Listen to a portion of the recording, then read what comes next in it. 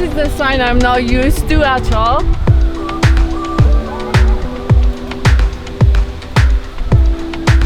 Hello from Canada! To be specific, currently we are in Whistler Village in British Columbia, and we arrived yesterday. Our flight left London at 10 a.m. but we arrived after 9 hours at 11 a.m. in Vancouver, and we drove all the way up to Whistler. And today we are going for a couple of hikes and exploring this beautiful village, which is popular place for skiing. But now it's summer, but there are other activities we can do. This village actually reminds me of where I'm from, which is from the Alps. So there's a lot of like mountain villages that look like this one. It's quite familiar, this environment for me, because I live close to a place like this. But we basically just woke up, we got a coffee. Today we're gonna go to the train wreck trail, which is only 10 minutes away from Whistler Village. So we're just gonna go get the car and go there and see. It's still early in the morning, and hopefully it's not gonna be too busy.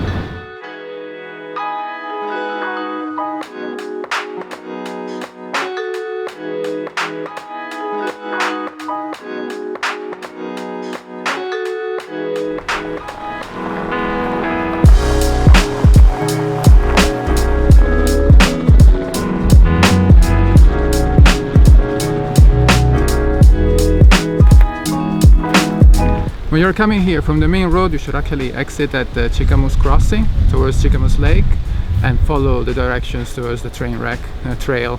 So don't put the train wreck directly on Google Maps, because it's gonna bring you to the wrong spot and you won't be able to reach it. So you just have to remember Squamish crossing, get out, and then it should be easy to find.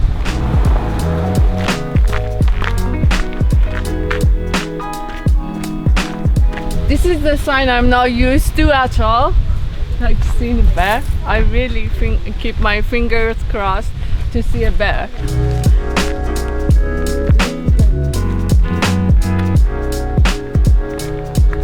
I don't know how the sign just says you should keep the distance from the bear, 100 meters. How the heck are we gonna control that? Like here you cannot even see like 5 meters from you because of the trees. I guess when we see a bear, we should say stop, just stay away, you know? Corona taught us like keep the distance, social distancing. Yeah, exactly. I don't think the bear is gonna follow the rules.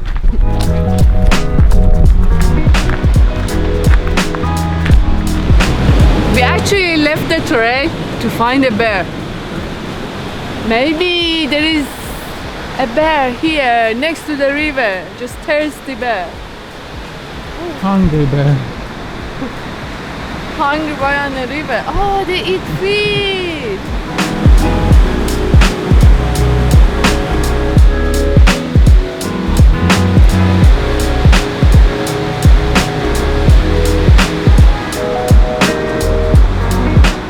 I found it. 100 meters.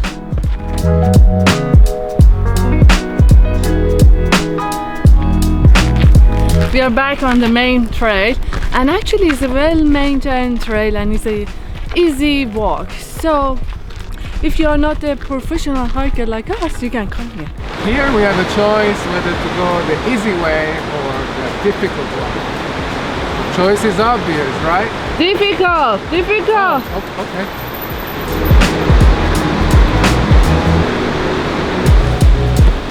It wasn't difficult at all.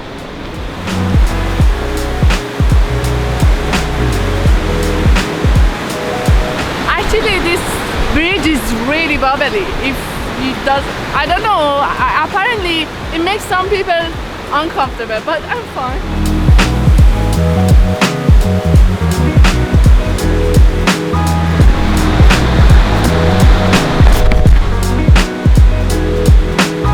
Right after the bridge we can see the train wreck. Actually the train wreck is here since 1956.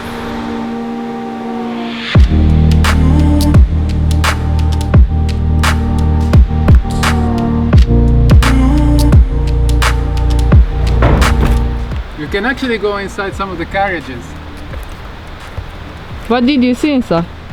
A lot of stuff. I'm curious to see.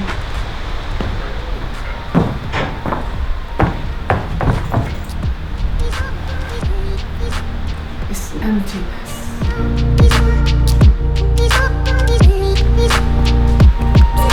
Apparently, we can just climb the ladder and go up. Let's try.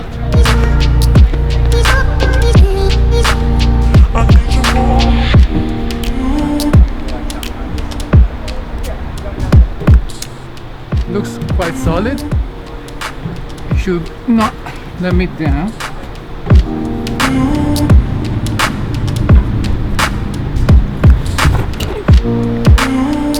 Yes! We made it!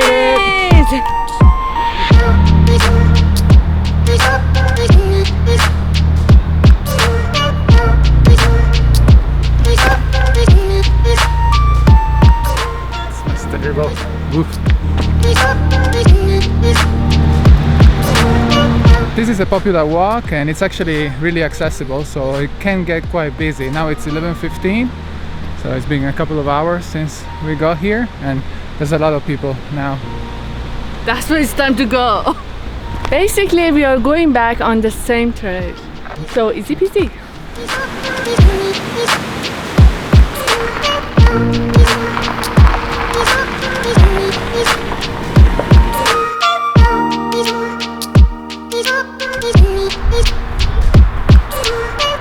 The car park for this waterfall is actually right next to the highway. Since it was just 10 minutes away, we decided to come and check out the Brandywine Falls. I think that's how you pronounce the name. And yeah, now we're heading there. It's really close to the car park, so it shouldn't be a long walk.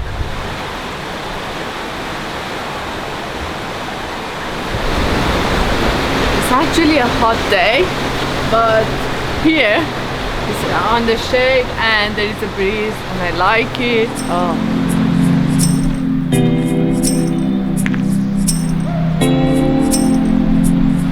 What this sign means, it looks like someone is stabbing someone else. I think it just meant falls to look at, but it's kind of confusing.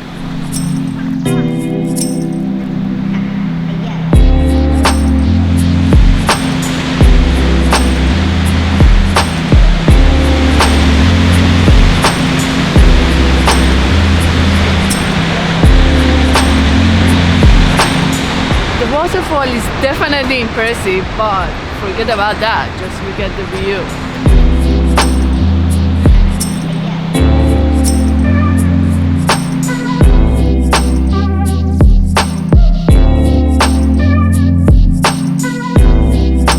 There is nothing around the waterfall, so we decided to go to have lunch somewhere else instead of going back. We are going to Squamish because it's just 30 minutes away and we can see the new village. And there is an attraction there, is a gondola, and we can go on the top of the mountain and have a view of the sea. Squamish is another small village and it's surrounded by mountains. Doesn't matter which direction you look, you see beautiful mountains.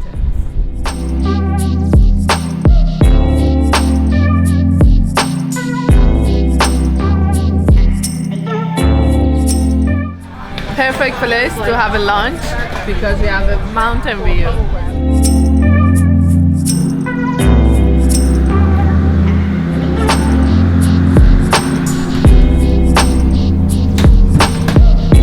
This attraction is actually not free. You actually have to get the ticket to get the gondola up to the top. It should take around 10 minutes to go to the top, I think.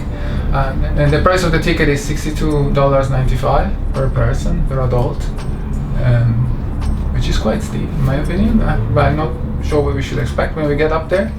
Maybe there's a lot of stuff included, we will see.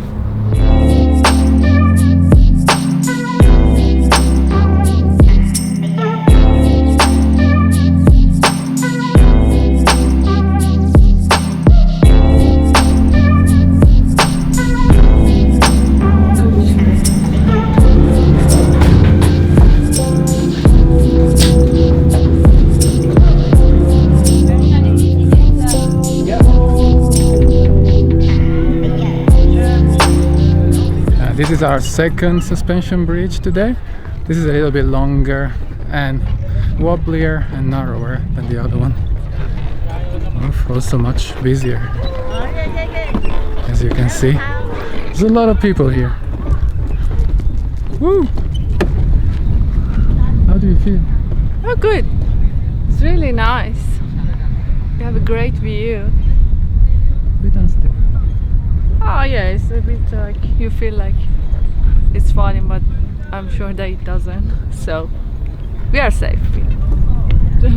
Should I walk backwards? Is that more dangerous?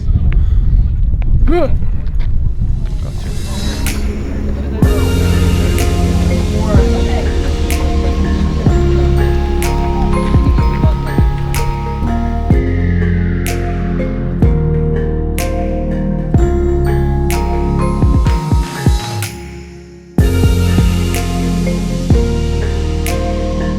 Now we are just following the Spirit Trail after the suspension bridge. Not sure where it leads. I guess it just goes on a small loop around.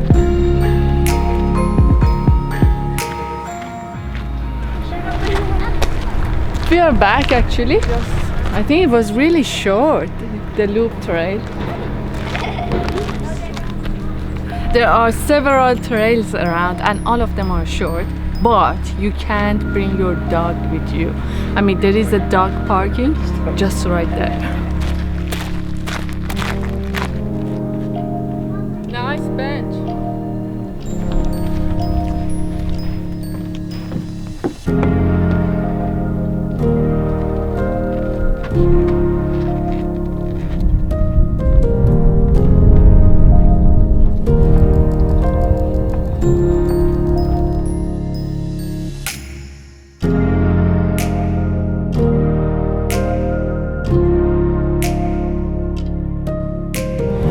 We are back in Whistler, and actually I want to give you a tip. This village is a popular tourist destination during the winter and summer.